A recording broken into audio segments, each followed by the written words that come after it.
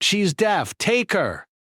The drunk father shouted, but one mountain man whispered, I know you can he. The small mountain town was surrounded by steep hills and thick forests, a place where the sun seemed to rise slowly, and the wind carried the scent of pine and earth. Life here was quiet, predictable, and sometimes harsh. Families worked hard to survive, tending small farms or hunting in the woods. Among them lived a young couple, John and Martha, who had longed for a child for many years. Their house was simple, built of weathered wood and stone, with a small garden that Martha tended carefully. Despite the challenges of the mountains, they were happy, dreaming of a little girl who could bring joy to their lonely lives. When their daughter Anna was born, the midwife noticed something unusual. The baby did not respond to the sounds around her. She did not flinch when the dog barked outside, nor did she stir when the church bells rang in the distance. Martha, tender and loving, hoped it was just a phase, something that might pass as the child grew. But John, who had always struggled with anger and disappointment, became frustrated quickly. The truth was difficult to accept. Anna was deaf. John had spent much of his life carrying bitterness. Work was hard, money was scarce, and his own dreams had often been crushed by the unforgiving mountains. The idea that his daughter might never hear the world as others did filled him with fear and anger. In his intoxicated moments, he would shout at the child, calling her useless or burden. Martha, on the other hand, would cradle Anna in her arms, speaking softly, guiding her hands to feel the shapes of objects, and hoping that somehow her daughter could communicate and connect with the world despite the silence. From the very beginning, Anna showed a quiet determination. She watched the people around her with sharp eyes, noticing the smallest movements, the slightest changes in expression. She learned quickly to understand what people wanted from her through gestures and tone of voice, even if she could not hear the words themselves. By the time she was 2, Anna could express herself through signs she created, simple hand movements, and expressions that often amazed Martha.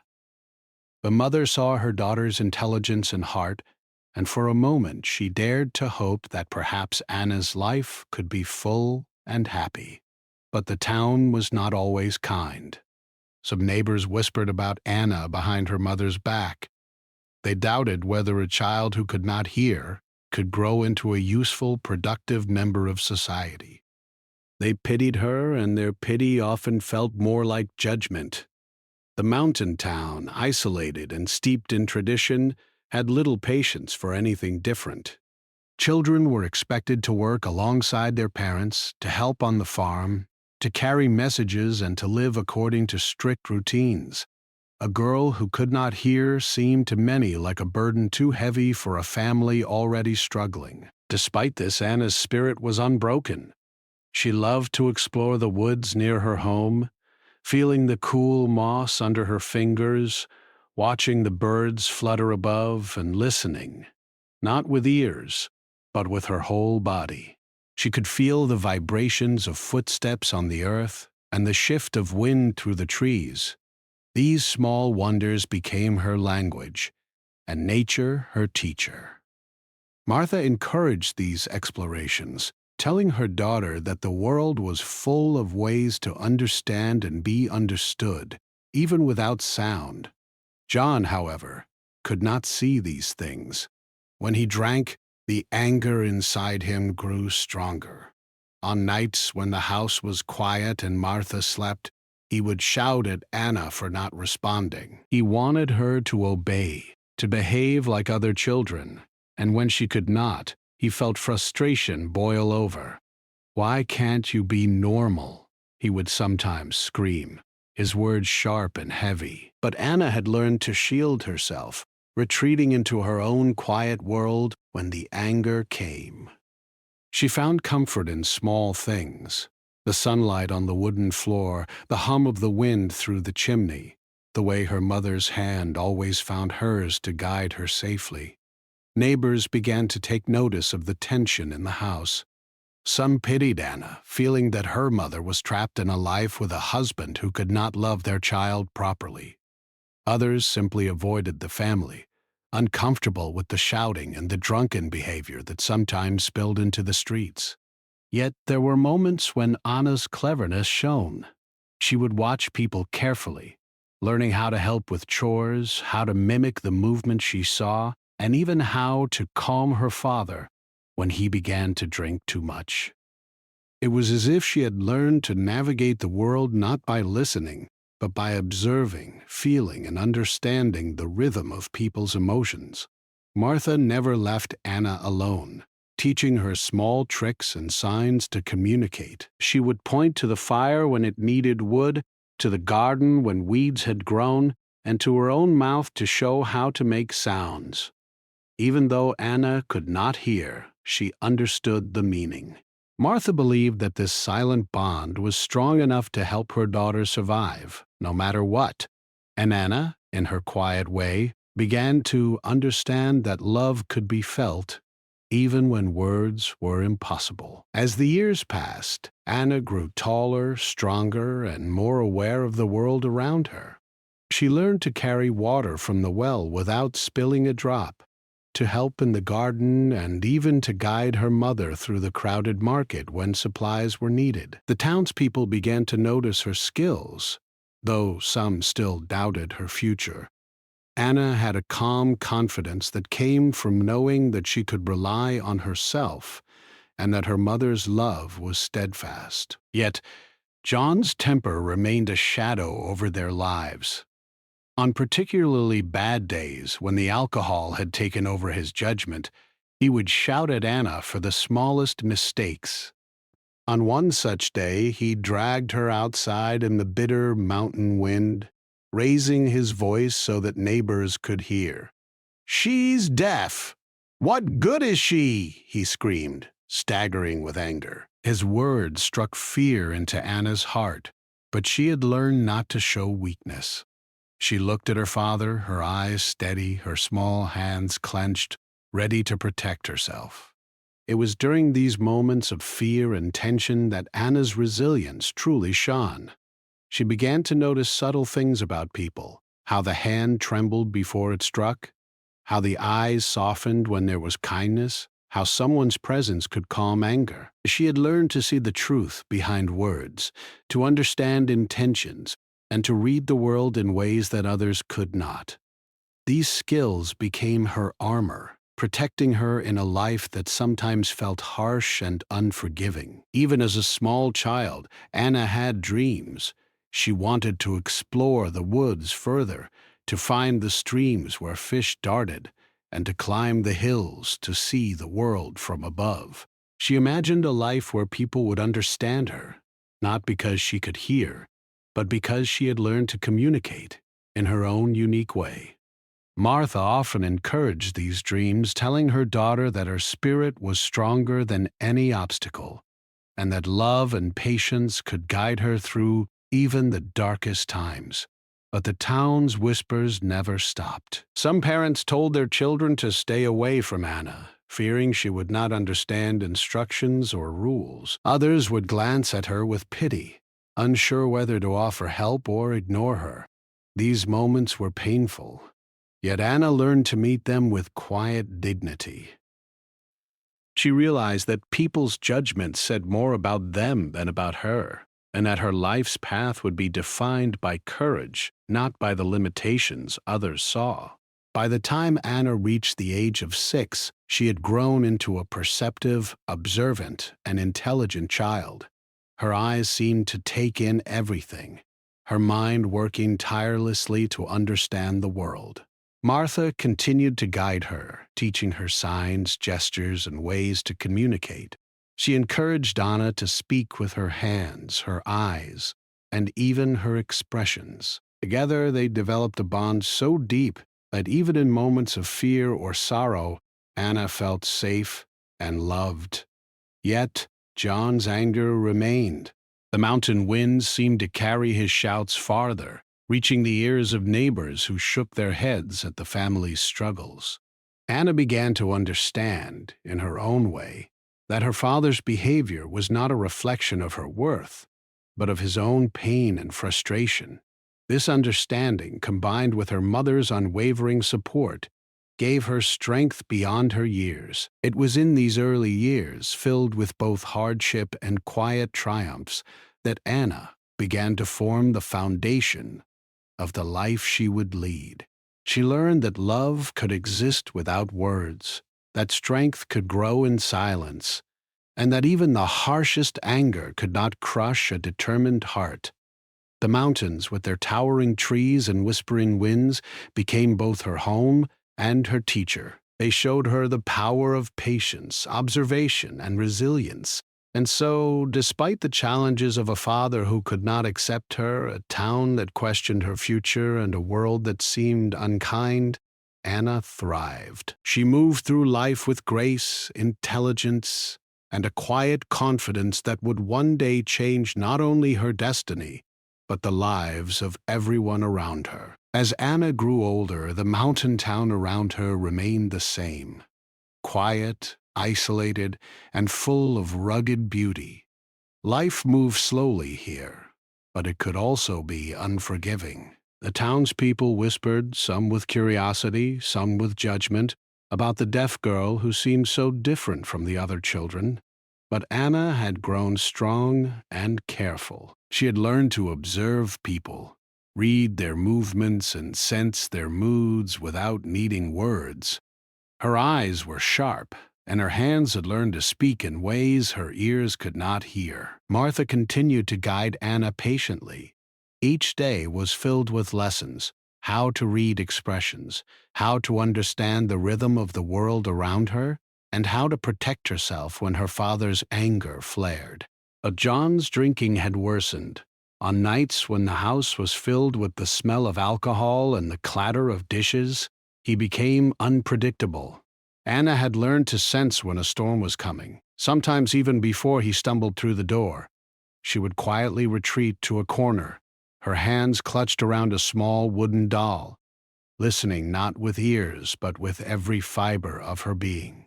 One late evening, as the sun was dipping behind the mountains, painting the sky in shades of orange and purple, John returned home earlier than usual. His steps were unsteady, and the smell of alcohol was strong. Martha was preparing dinner, her hands shaking slightly as she placed a pot on the wooden stove. Anna had been drawing in the dirt outside, practicing the signs her mother had taught her.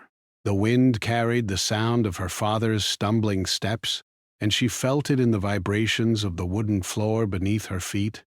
Something in the air made her pause. She sensed that this night would be different. John entered the house, shouting at the top of his lungs. His words were filled with anger and frustration. But Anna, as always, did not respond verbally. She had learned that responding sometimes only made things worse. Martha tried to calm him, her hands raised in gentle gestures, her eyes pleading. But John was beyond reason. He pointed at Anna, his face twisted with rage. "She's useless. She can't hear anything. What good is she?" His voice echoed through the house, loud enough that neighbors would later remember it for weeks. Anna's heart pounded, but she did not cry. She had learned to hold her fear tightly, to hide it behind her calm eyes. Martha stepped closer to her daughter, placing a hand on her small shoulder. Anna felt the warmth and steadiness of her mother's touch and drew courage from it. She understood in the quiet way only she could that her mother believed in her, even when her father did not. John's anger reached a breaking point. He grabbed Anna roughly by the arm, dragging her outside into the cold evening air. The wind whipped around her, carrying the sharp scent of pine and the distant sound of the river rushing through the valley. Neighbors who had been passing by stopped in shock, whispering among themselves. Some wanted to step forward, but fear held them back. John was too strong, too unpredictable, and the girl seemed too fragile to intervene safely. As he lifted his voice, shouting at the top of his lungs, the words cut through the quiet mountain night. "She's deaf! Take her! Take her from me!" His face was red, his eyes wild. For a moment it seemed that Anna's life could change forever. The crowd of onlookers hesitated, unsure what to do with a child who could not hear and had no one to protect her but her mother. The tension in the air was thick, almost suffocating, as if the mountains themselves were holding their breath. It was then that a quiet figure stepped forward from the edge of the crowd. He was an older man, tall and sturdy, with a long coat that had seen many winters, and hands calloused from years of hard work. The townspeople had always known him as a recluse, a man who preferred the mountains to the village, who spoke little and listened more. His presence alone seemed to calm some of the frightened neighbors. He looked at Anna carefully, studying her small frame, her determined eyes, and the fear she tried to hide. The man whispered softly, so that only Anna could feel the sound in her chest and see the intent in his expression. "I know you can hear," he said. The words were like a gentle hand reaching out in the darkness, offering a lifeline. Anna's eyes widened. She had always thought her world was silent, filled only with vibrations and movement. But this man somehow seemed to understand her in a way no one else had. She felt a spark of hope, small but bright, that perhaps someone believed in her abilities, someone who could see past her deafness. John, caught in his own rage, did not notice the exchange at first. He continued to shout, demanding that someone take his daughter and rid him of the burden he could not bear. But the mountain man did not respond with anger or judgment. He stepped closer to Anna, bending slightly so that his eyes met hers. The calm in his presence was so strong that it almost seemed to push back the storm of John's fury. Anna felt a strange sense of safety, as if she could trust this man to protect her when no one else would. Martha, still trembling, watched from behind, her heart filled with both fear and relief. She had always known that her daughter needed protection, guidance, and love, but she had feared that no one could ever step in when her husband's anger flared. Now, she saw that there was someone who might be able to help Anna navigate a world that seemed so harsh and unforgiving. Her eyes met the mountain man's for a brief moment, a silent acknowledgement of gratitude and hope. The man spoke again, this time in words that seemed to carry the weight of experience and quiet understanding. "She can survive. She can learn. You don't have to give up on her." His voice was calm, steady, and full of reassurance. Anna felt as if he was speaking directly to her, not with sound, but with a connection that went beyond words. She nodded slightly, understanding that the stranger might be the person who could help her find strength and a place in the world where she belonged. John's anger began to falter as he saw the calm determination in the man and the small, brave girl who stood before him. He stumbled backward, uncertainty clouding his eyes. The crowd held its breath. Some of the townspeople whispered to each other, amazed that anyone could step forward and face John's wrath without fear. The mountain man did not challenge John with words or force. Instead, he simply stood with confidence and quiet authority, a living example that strength could come from calmness and understanding rather than anger. Anna, feeling the presence of the man beside her, took a small but important step forward. She had learned over the years to move carefully, to observe, and to act when necessary. Her hands moved in small gestures, pointing to herself, then to the mountain man, and finally to the sky, signaling trust, hope, and connection. The man nodded, acknowledging her message, and in that moment, a silent bond was formed, a bond that would shape the rest of her life. The night seemed to stretch on as the tension slowly eased. John, overwhelmed by his own emotions and perhaps by the realization that his daughter was stronger than he had believed, turned and stumbled away. muttering incoherent words.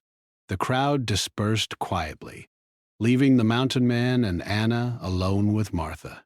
There was no grand speech, no dramatic confrontation, just a quiet understanding that Anna had found an ally, someone who would see her not as a burden, but as a child capable of learning, growing, and thriving.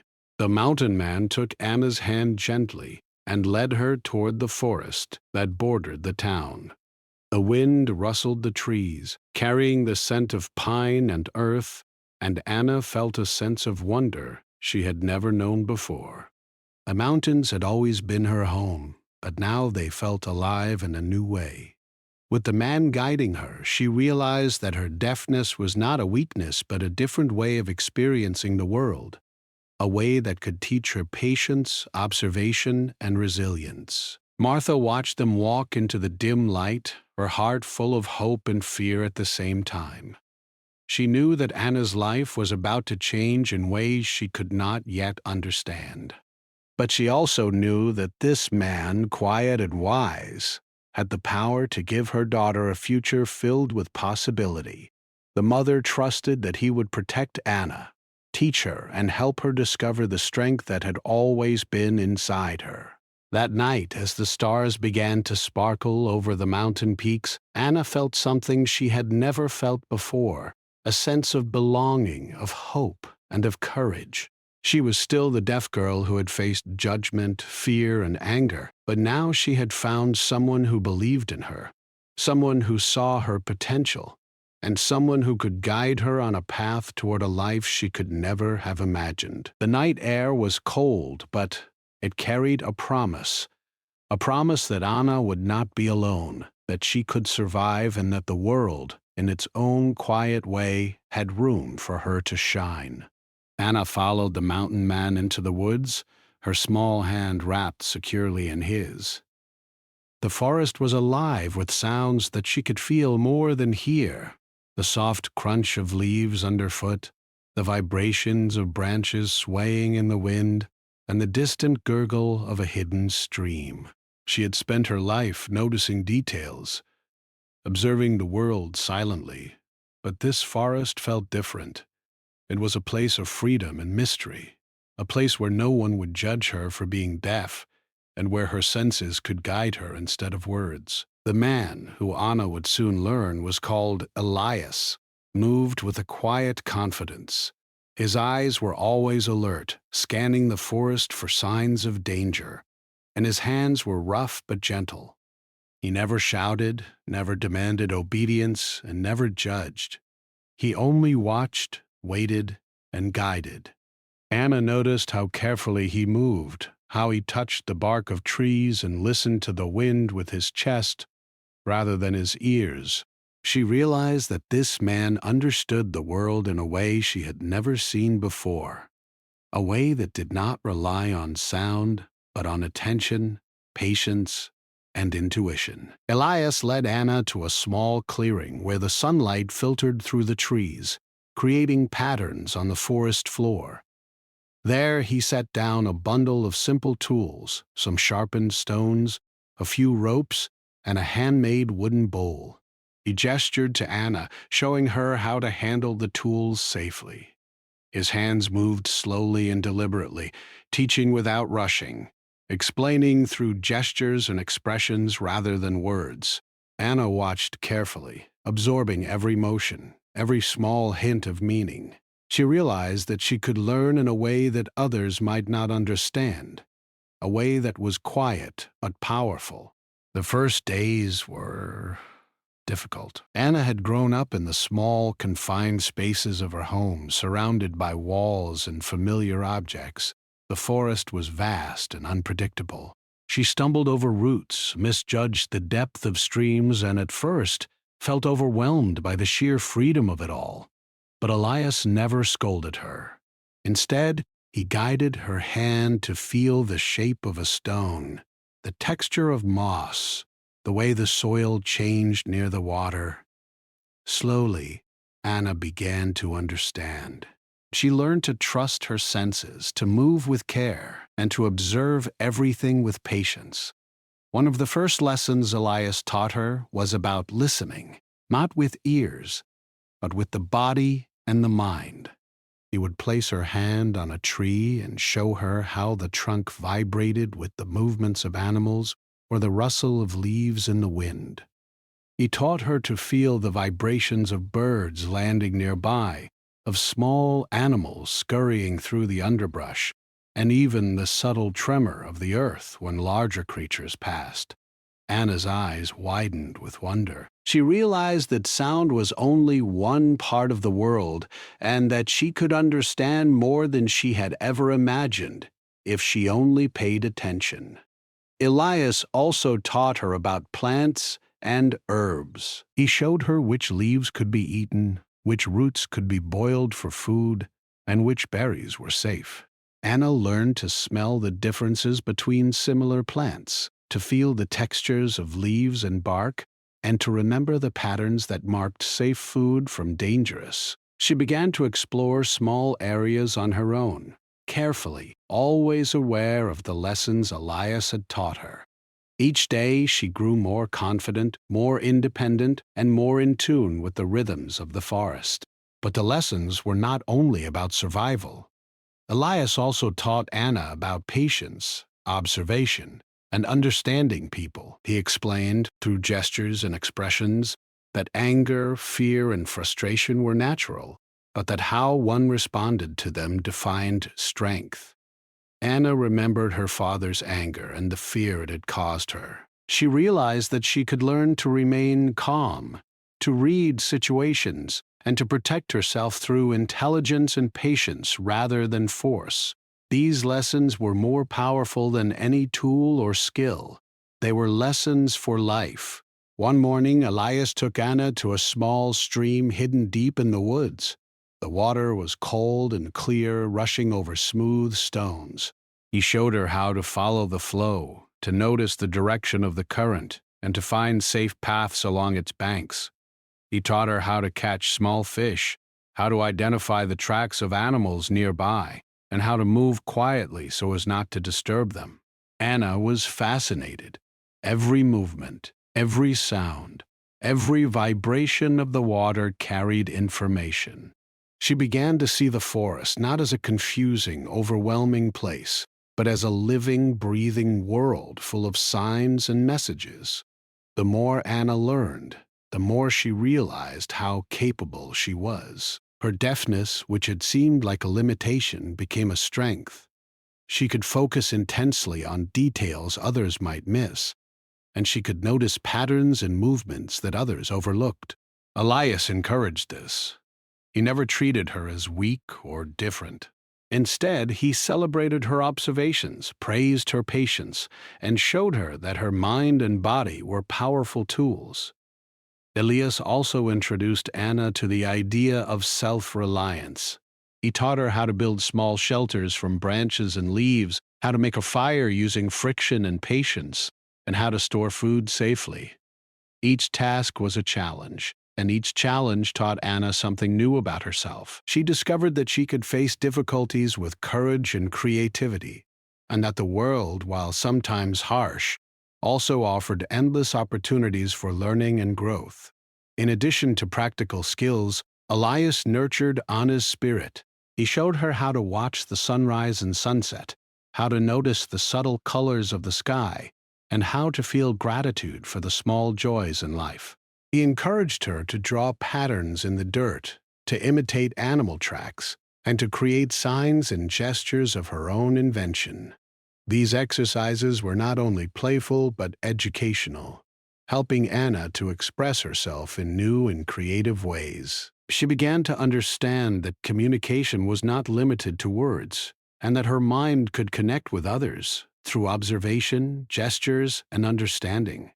Days turned into weeks, and Anna grew stronger, more skilled, and more confident. She could navigate the forest alone for short distances, identify plants and animals, and anticipate changes in the weather.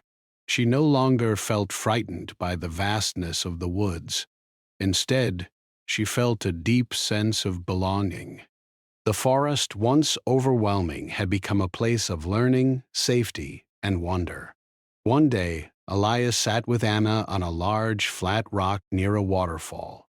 The sound of rushing water vibrated through the stone, and Anna placed her hands on its surface, feeling the power and rhythm of the falls. Elias gestured to her, showing that even though she could not hear in the usual way, she could feel the energy and flow of the world around her. Anna smiled, a sense of triumph and joy swelling in her chest. She understood now that her life was not defined by what she could not do, but by all that she could learn and achieve. As the seasons changed, so did Anna. She became agile, strong, and observant. She learned to anticipate storms, to track animals, and to find food in even the harshest conditions. But more importantly, she learned resilience, patience, and trust. Elias never forced her to follow rules blindly. He guided her, encouraged her, and allowed her to make mistakes so that she could learn from them. Through this method, Anna discovered her own strength, independence, and sense of purpose.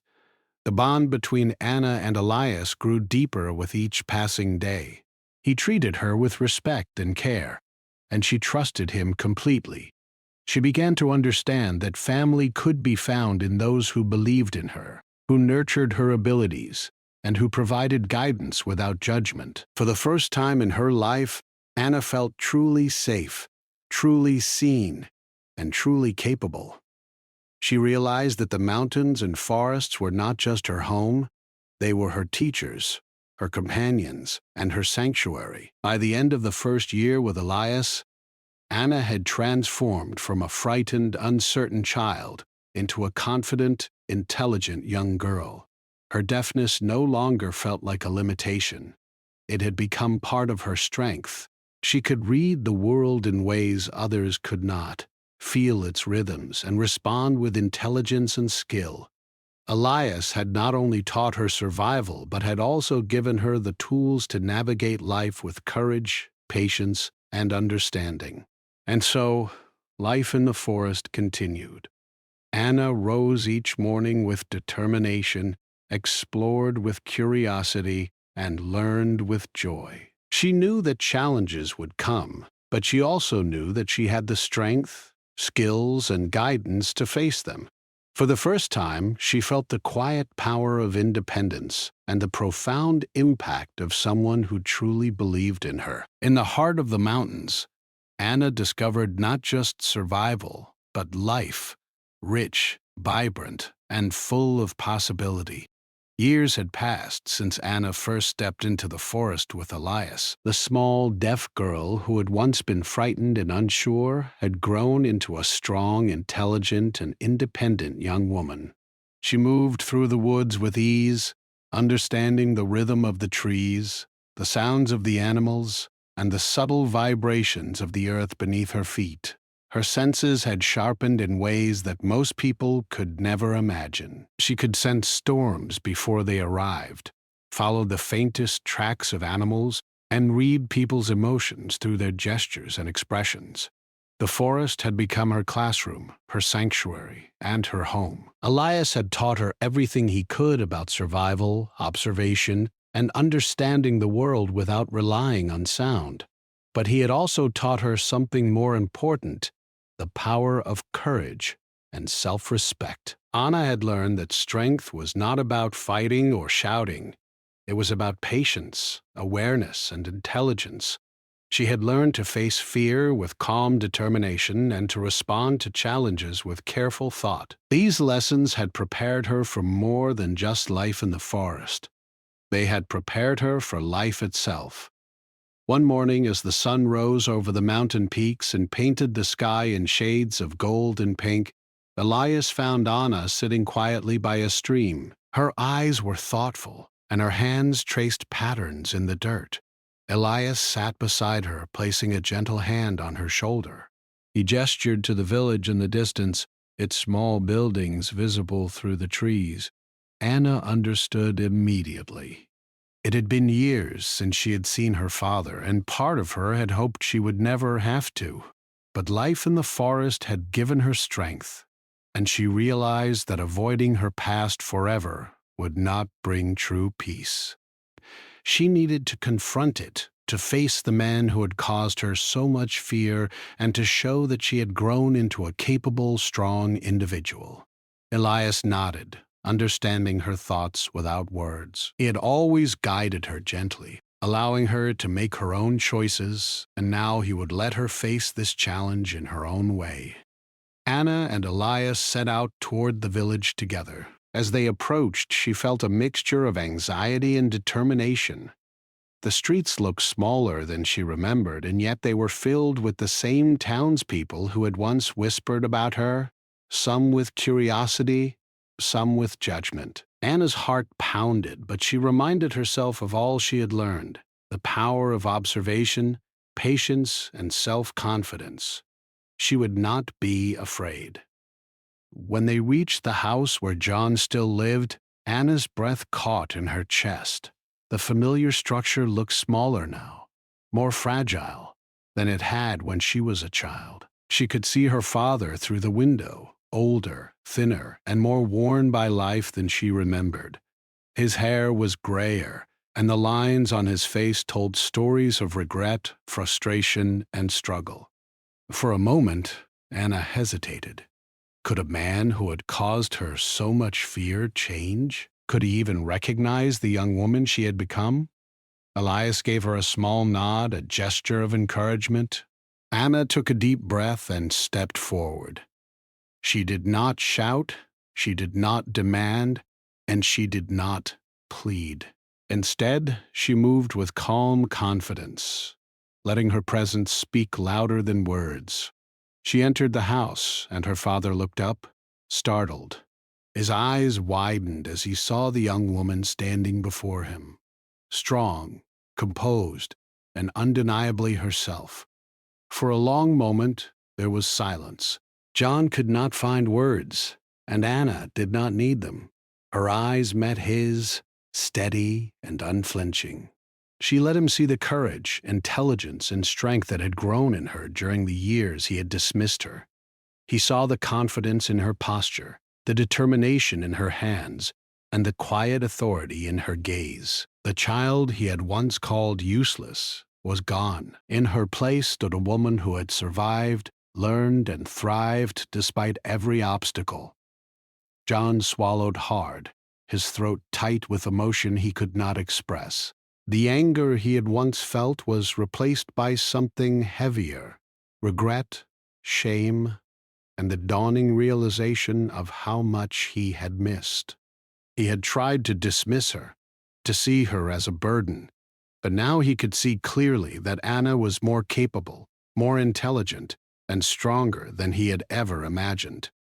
The mountain had not defeated her. It had shaped her into someone remarkable. Anna reached out a hand, not to demand forgiveness, but to offer a choice. She wanted her father to understand that while she had grown, she was still the same person he had once rejected. Her gesture was patient, firm, and full of dignity. She did not need him to apologize or explain. She simply wanted him to see the result of the love, guidance, and resilience that had carried her through the years. For the first time, John looked at his daughter with awe. He saw the forest in her eyes, the wisdom in her movements, and the quiet strength that radiated from her. He understood, perhaps for the first time, that his anger and fear had blinded him to her potential. He had tried to control her, to diminish her, and to reject her, but life had shown him the truth. She was capable, strong, and worthy of love and respect. The reunion was quiet but powerful. There were no words, no dramatic apologies, no shouting. Instead, there was understanding, recognition, and a shared acknowledgement of the past. John reached out tentatively, and Anna allowed him to touch her hand. It was a simple gesture, but it carried the weight of years of fear, struggle, and growth. In that moment, the bond between father and daughter began to shift, not immediately, but slowly, with patience and respect. After that day, Anna continued to spend time in the village, showing the townspeople the skills she had learned from Elias. She helped with chores, guided lost travelers through the forests, and taught children about the plants, animals, and rhythms of the mountains. People who had once whispered doubts about her now watched in admiration. They saw a young woman who had faced fear, learned survival, and grown into someone wise, capable, and kind. Elias remained her guide and mentor, but Anna no longer needed constant supervision. She had learned independence, resilience, and confidence. She had faced her past, confronted her father, and shown the world that her abilities, intelligence, and strength were not defined by what she could not do, but by what she had learned to achieve. John, too, began to change. He observed his daughter's confidence and skill, and slowly, with humility and patience, he began to repair the relationship he had once neglected. He could not erase the past, but he could acknowledge it, learn from it, and show respect for the person Anna had become. In this quiet transformation, both father and daughter found a measure of peace, understanding, and hope for the future. Anna realized that confronting her past had been as important as learning survival skills in the forest. It had taught her courage, patience, and forgiveness. She understood now that strength was not only about enduring hardship, but also about facing it openly, learning from it, and using it to shape a better future. In the weeks that followed, Anna and Elias continued to teach each other, exploring new areas of the forest, learning new skills, and deepening their understanding of the natural world. But Anna also began to integrate into the village more fully, using her knowledge and experience to help others. She guided travelers, advised farmers on understanding the land, and even helped children learn to appreciate the world around them in ways they had never imagined. Her story spread quietly through the mountains. People spoke of the deaf girl who had once been dismissed and ridiculed, and who had grown into a remarkable young woman, capable of thriving in ways others could only dream of. Anna's courage, intelligence, and resilience became an example to everyone in the village, showing that challenges could be overcome with patience, observation, and determination. Through it all, Anna never forgot Elias. He had given her the tools, knowledge, and confidence to face the world. But she also understood that life's lessons did not end in the forest. They continued in every interaction, every challenge, and every choice she made. Her growth, her independence, and her courage were now her own, and she carried them with pride and humility. And so, Anna's life in the mountains continued, a life of learning, teaching, and quietly inspiring those around her. She had faced her father, confronted the fears of her past, and proven that resilience, intelligence, and courage could overcome even the harshest beginnings.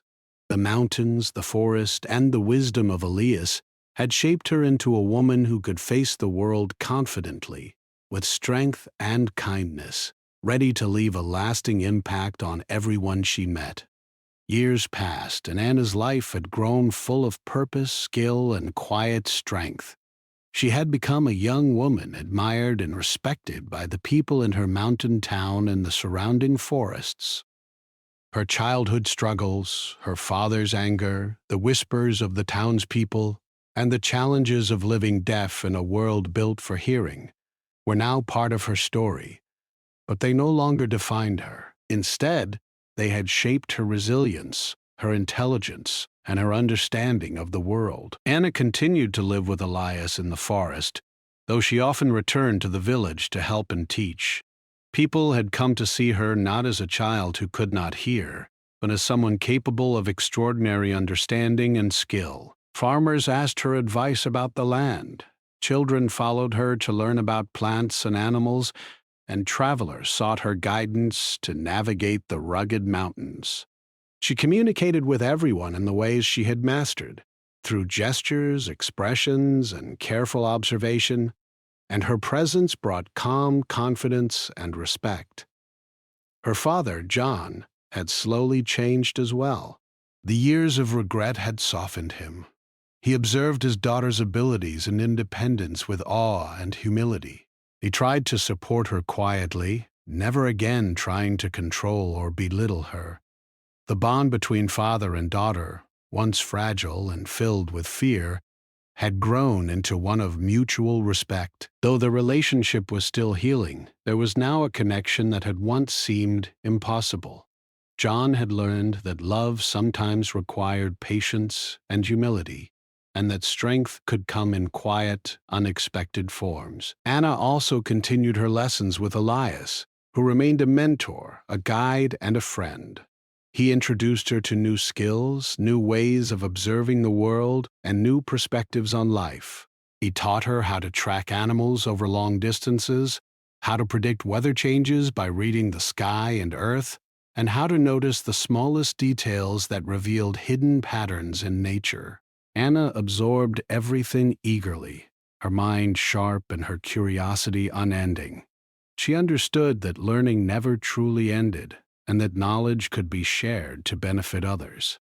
In the village, Anna became known as a teacher in her own right.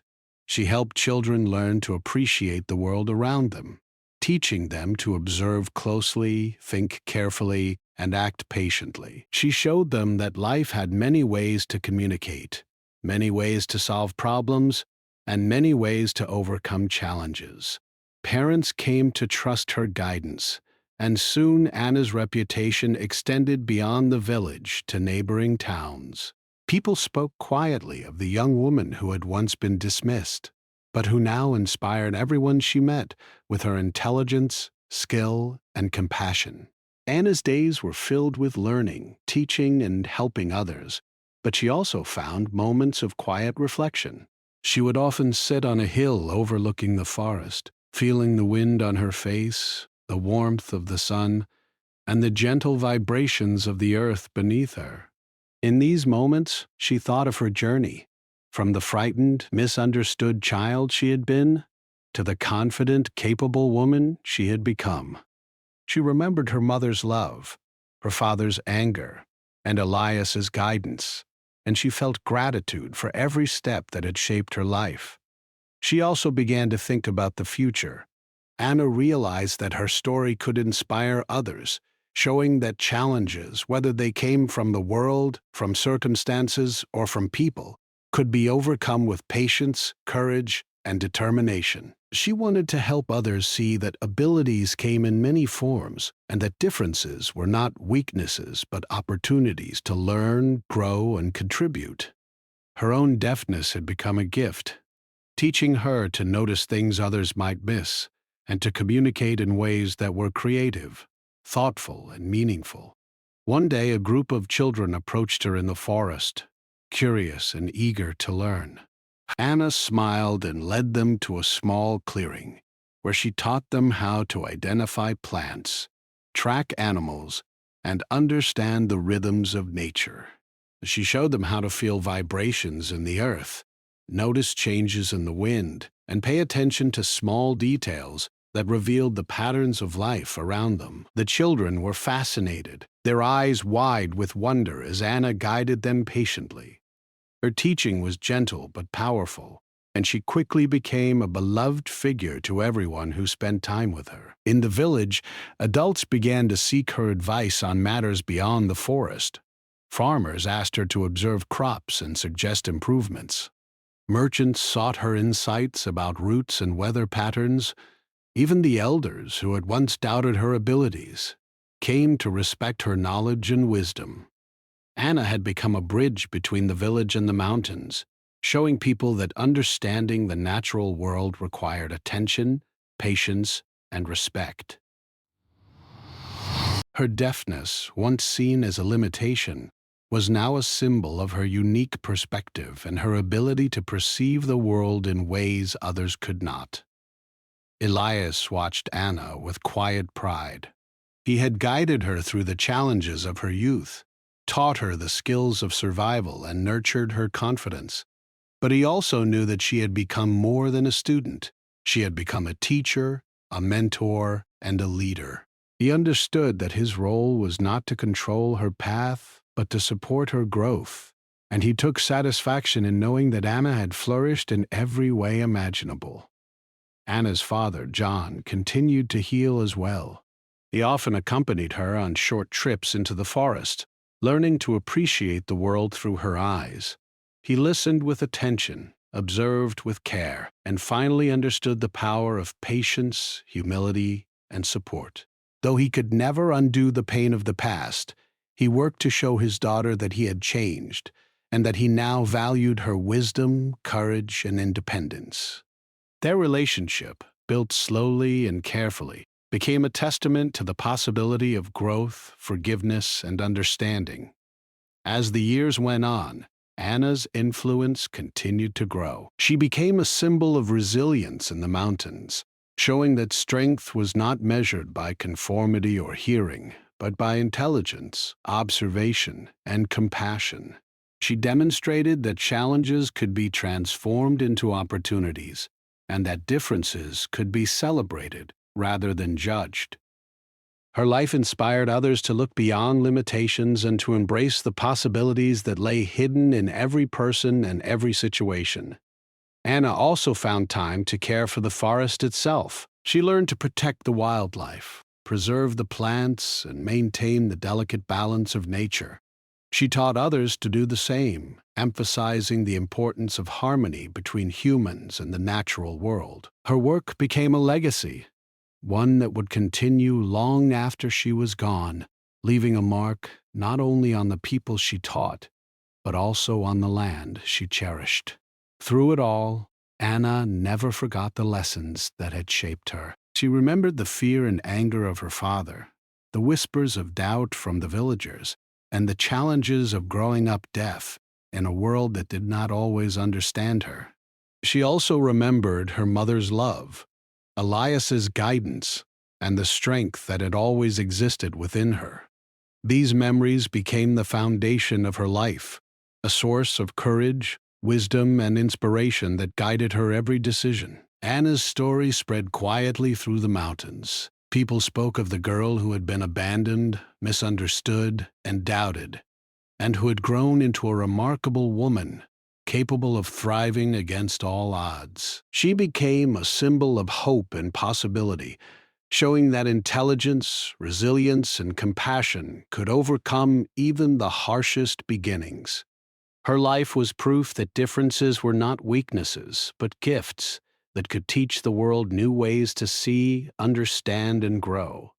In the evenings, Anna often sat by the same stream where she had learned to read the vibrations of the water. She watched the sunset paint the sky in brilliant colors, feeling the rhythm of the world around her. She thought of the journey she had taken, from fear and doubt to confidence and wisdom, and she smiled. Life had been difficult, but it had also been rich, full of lessons, love, and growth. She had faced challenges, embraced her abilities, and transformed her life into one of purpose and meaning. And so Anna's life continued, a life of learning, teaching, helping, and inspiring. She had become a woman who could face the world with confidence, grace, and compassion. She had shown that challenges could be overcome, that differences could be celebrated, and that strength was built not only through survival but through patience, understanding, and courage. Her legacy, though quiet, was powerful. It lived in the children she taught, the villagers she helped, the forest she protected, and the hearts of everyone who had witnessed her journey. Anna's life was proof that resilience, intelligence, and kindness could transform even the most difficult beginnings into a story of hope, inspiration, and lasting impact. And as the mountains stood tall around her, the forests whispered with the memory of her steps, and the streams carried the rhythm of her hands, Anna knew that she had found her place in the world, not because of the world's approval, but because she had discovered her own strength, her own courage, and her own voice. She had become a living example of what was possible when love, guidance, and determination met courage and intelligence.